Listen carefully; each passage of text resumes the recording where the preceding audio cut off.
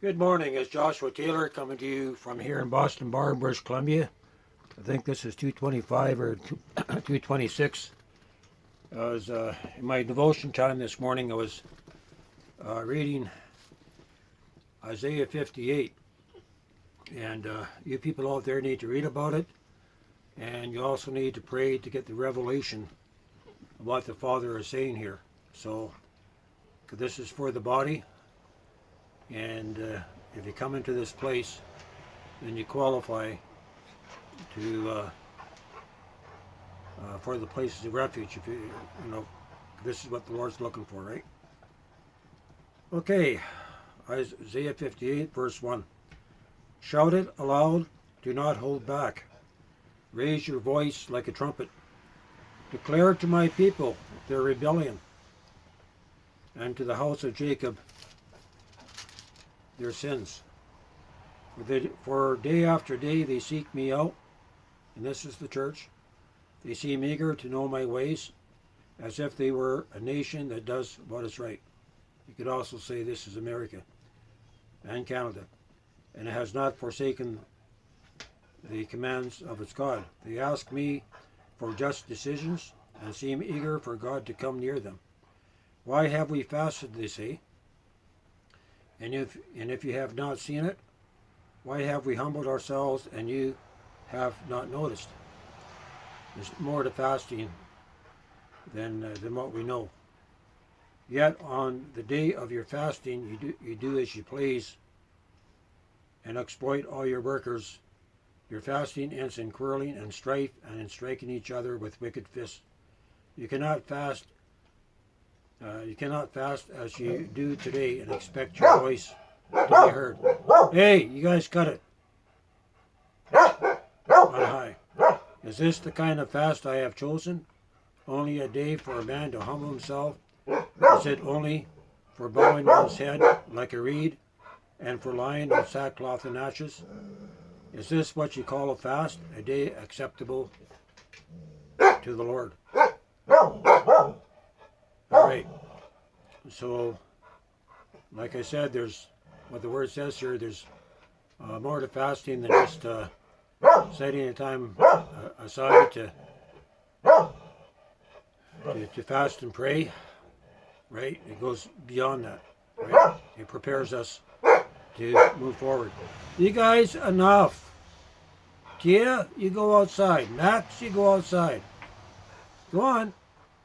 Max, you go outside. All right, verse 6. Is not this the kind of fasting I have chosen, to loose the chains of injustice and unite the cords of the yoke, to set the oppressed free and break every yoke? Is it not to share your food with the hungry and to provide the poor wanderer with shelter? When you see the naked, to clothe him and not to turn away from your own flesh and blood? Then your light will break forth like the dawn, and your healing will quickly appear. Then your righteousness will go before you, and the glory of the Lord will be your rear guard. Then you will call, and the Lord will answer. You will cry for help, and he will say, Here I am. If you do away with the yoke of oppression, with the pointing of the finger and malicious talk, and the church is full of this, and if you spend yourselves in behalf of the hungry and satisfy the needs of the oppressed, then your light will rise in the darkness, and your night will become like the noonday. The Lord will guide you always. He will satisfy your needs in a sun-scorched land and a time of famine. You will be like a well-watered garden, like a spring whose waters never fail. Your people will rebuild the ancient ruins and will raise up the age-old foundations. You will be called repairer of the broken walls, restorer of streets and dwellings. And this, by the way, does talk about these places of refuge, these Goshen camps. And God's going to bring forth a restoration of his people. But it's not going to be the church, as it is now. If you call the Sabbath a delight, and the Lord's holy day honorable, and if you honor it by not going your own way, and not doing as you please or speaking idle words.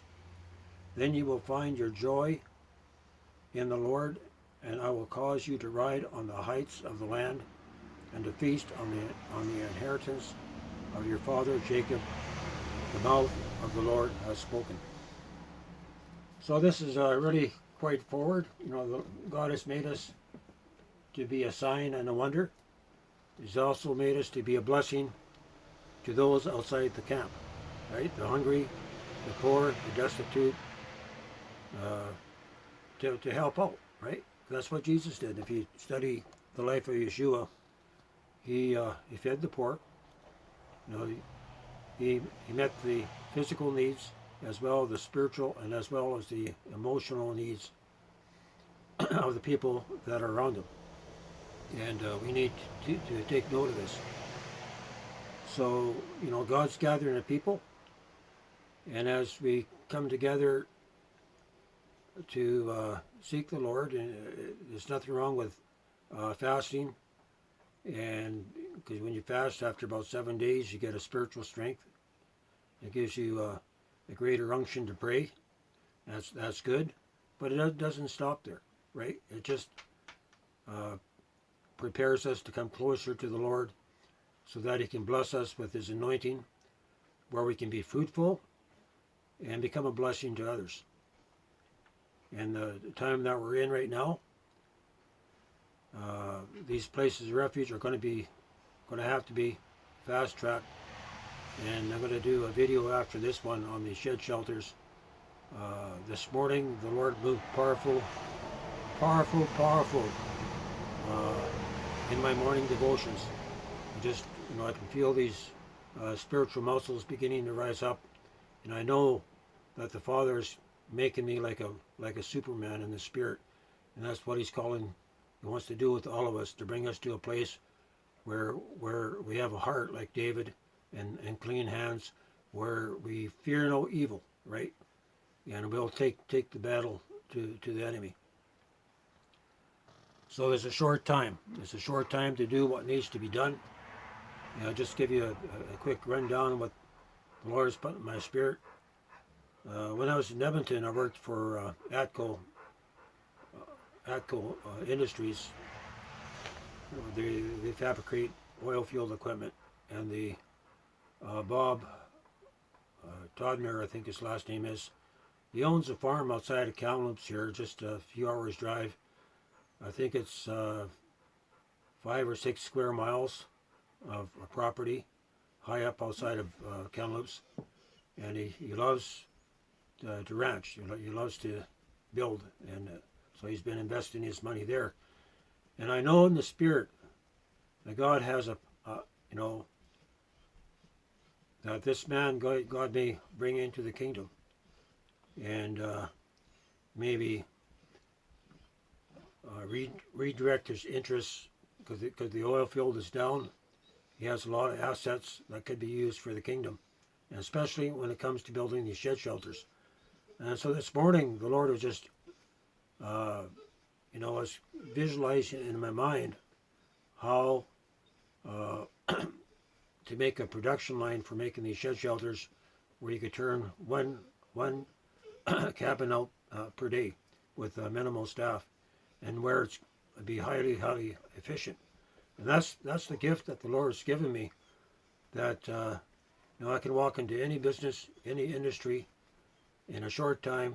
The Lord shows me what needs to be done to make changes to make the business more efficient, to where it's going to prosper, right?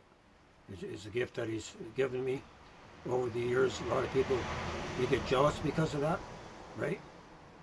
And that's one of the reasons why I've been working for myself whenever I can, not working for others, because they get jealous. And but I believe, I know that God's going to bless me with unlimited finances, and it's not going to be a problem to have a production line. That would be the commercial setting, but there also be a residential setting where God's people can come together and network together and be able to generate see a minimal of 10,000 a week. And, on the commercial level, it'd be 50,000 a week, quarter million profit per month, right? But as far as a personal business venture for God's people, I can see a profit margin of $50,000 per month. That's just one building. You take a shed shelter, you expand it, you make it as long as you need, and the pieces, the lumber comes in, it's offloaded. The lumber for the exterior is all cut. So you cut all your pieces, then you assemble, and you want a crane system in the middle where you could actually load up your trusses and move them out. The foundation will be prepared, and you just drop everything in place, and it'll be really slick. And that's without any computer or fancy equipment. And just, the Lord the Father is very meticulous. He's very ordered and structured, and he just speaks to my heart. He just shows me how things are to be done. And but as far as this fast in Isaiah 58, we really need to get this in our heart. And what the Lord is showing me right now, it wouldn't hurt for you out there to go on a 7-day fast and just read Isaiah 58 to get the revelation of it. And that puts you into a place where God can use you, right? And we are to be a blessing. We are to be a light to those that are out here, to take care of not just our needs, but the needs of others. If you come together in a place of refuge, trying to save your own butt, it's not going to work, right? We have to become that light set on a hill. And that's what it all talks about, right? We can learn the revelation, get the revelation out of Isaiah 58. Then the Lord can begin to do an inner work of perfection within your heart to make you fruitful. That's what it's all about. We can have all kinds of gifts and abilities, but if we're not bringing forth fruit unto the Lord, the work of our hands are to no avail. I'm going to end it here. I have my little Joby up there set on a tripod, and it's makes it a little easier to do these videos. Going to leave it here. This is Joshua Taylor, Donald Edward Taylor, coming to you from here, my little place in Boston Bar, British Columbia, Canada.